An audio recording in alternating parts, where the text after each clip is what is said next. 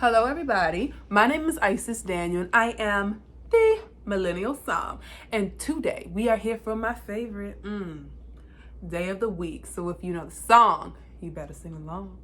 Tasting Thursdays. Tasting Thursdays with your girl, the Millennial Psalm. Okay, I am she is me, and we are here for another Tasting Thursday.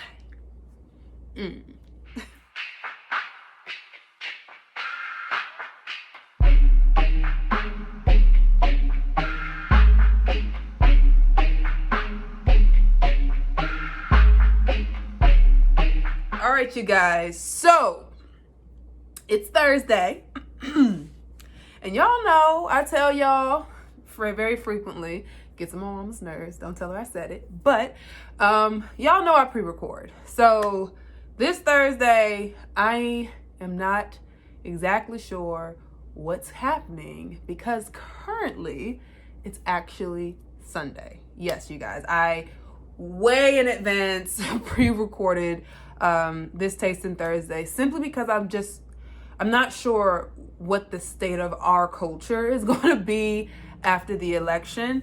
And you guys know there's a lot going on even right now. And I want to be sensitive to the time. Of course, if there's something really going on that I feel I need to speak on, I will go live and I will talk about it on Thursday for Tasting Thursday. Obviously, I told you guys last week, there is no happy hour because I just didn't want that pressure. This is a huge moment for the United States of America. There's been a lot of turmoil. There's been a lot of heartache, pain, loss. And I just want to be respectful to all that is happening in our world. Even if I'm pre-recording and I'm not exactly sure what's going on in my waking moment right now, I know that the world is going to be, no matter who wins the election, there's going to be a shift, and I want to be respectful to that shift. So if this Tasting Thursday is a welcome distraction, I decided to post because I believe that it's a safe enough environment for me to post. If not, obviously, then I won't be posting this and you won't even be hearing me say all of this, right? So that's where I am with everything right now. We're going to go ahead and jump into this Tasting Thursday. And we're not even going to have an American wine. We're just going to grab our wine passports and we're going to leave for a brief moment, okay? For the next 8-10 minutes, we're going to be in Italy, all right? Tasting a little orange wine, right? So you guys know I've talked about orange wine on this show before. And a lot of people get it confused when you actually, I have a story. A few weeks ago, I went into this one wine store that I've never been in before, and I was really just browsing. I wasn't really going in there for any particular reason. However, when I go into these random stores, I try to get a feel of how complex their the wind is whipping. Okay, but anyway, I try to get a understanding of how complex their options are. So this particular day, I decided to ask, hey, do you have any orange wines? And she brings me to the back and shows me this wine that was made out of oranges. And I was like, oh, well, not quite what I was looking for. So when it comes to orange wine, when we're talking about grapes, there's such thing as orange wine or amber wine, you might have called it, or skin contact wines, right? These are wines that are made from white grapes but have contact with the skin during the fermentation process. There you go. Got it out. I absolutely adore orange wine. I know that they've been kind of growing in popularity, in particular Pinot Grigio orange wines. I've had different grapes when it comes to orange wines. Not typically the Pinot Grigio. This is going to be the first time I've had this varietal in this type of wine. So I'm excited to kind of taste that with you guys. I haven't even opened the bottle. You guys, aren't you proud of me? I'm usually sipping before I get to the wine. So yay. But that's a little background on orange wine. We're not talking about wine from oranges, still sticking to the grapes. However, we're having white skin contact grapes of wine, whatever. Let's go ahead and open. Screw top. You guys know how much I love a great screw top. This does not mean that the quality of the wine is any less than the next. Just means when you see a screw top, assume that this is an early drinking wine. You do not want to age in a screw top simply because it's not safe when it comes to the oxygen, and it's just not built for aging. Okay, the bottle itself isn't. So let's go ahead and pour. All right, boom. Oh, I didn't even tell y'all what we're drinking. Hello, pause. All right, so we have Pinot Grigio La Jara.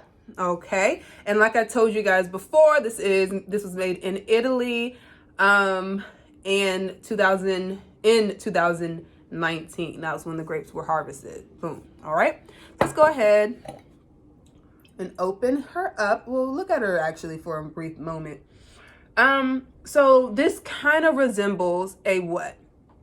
Rosé, right? So you have to remember, ooh, it's very fragrant. You have to remember that rosé, orange wine, they're kind of like twin sisters. They're not identical, but you know, they kind of have the same vibe going on as far as, you know, rosé comes from red grapes, but I call them, you know, wine interrupted. Y'all know how you have that movie Girl Interrupted? That's the thought I have for rosés. It's wine interrupted. You ferment for a few hours, depending on the winemaker's choice. You ferment with this contact with the skins, and then in the middle of it, you take it out and then continue on with the fermentation process like you do with any other wine, right? The difference between rosé and orange, again, like I already said, we're dealing with white grapes in particular, and white grapes actually come in different shades. They're not really just white skins. You know what I mean? So with that being said, and even when we're talking about Pinot Grigio, the Pinot Grigio grape has lots of pigment compared to, I believe it kind of has like this fleshy blush color to it. All right. So when we have the contact with even white grapes, there's going to be some color that comes out, and you know, it resembles a little bit of a rosé, which is kind of cool. But yeah, let's go ahead and smell. So immediately I'm getting like peaches in there, nice little citrus. It kind of honestly has like a little bit like a lychee, very, very soft and subtle. It smells kind of sweet, if I'm being honest. I doubt that it's going to be, but it kind of smells like it. Let's go ahead and taste.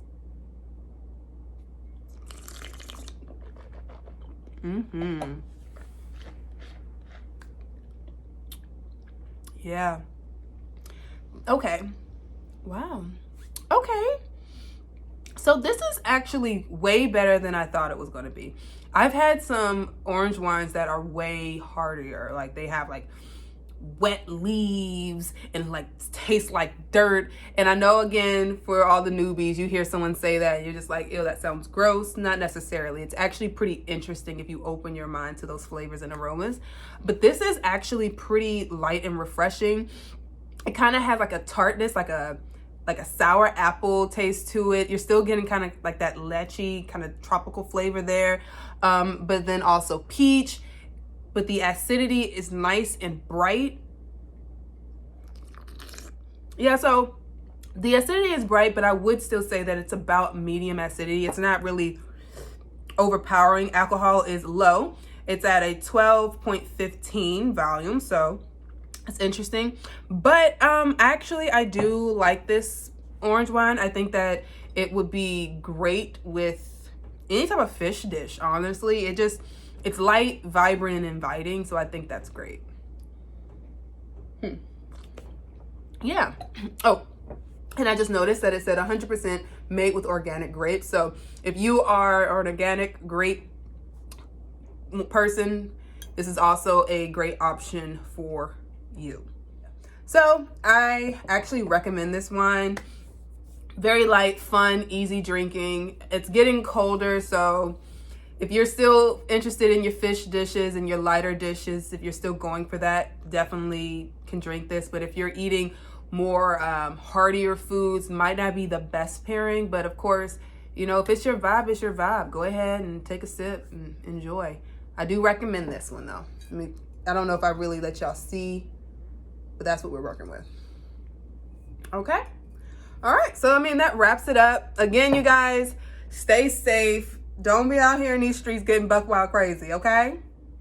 Unless, you know, I'm not gonna say anything else. But I do, you know, I love you guys so much. I want you guys to stay safe. Everyone who voted, thank you so much for participating in this election and understanding that your voice matters and it counts. And no matter what has happened or is happening, Lord, you know, we will be okay and we will see the other side of this. All that matters is that we stay together as a community and we keep moving forward.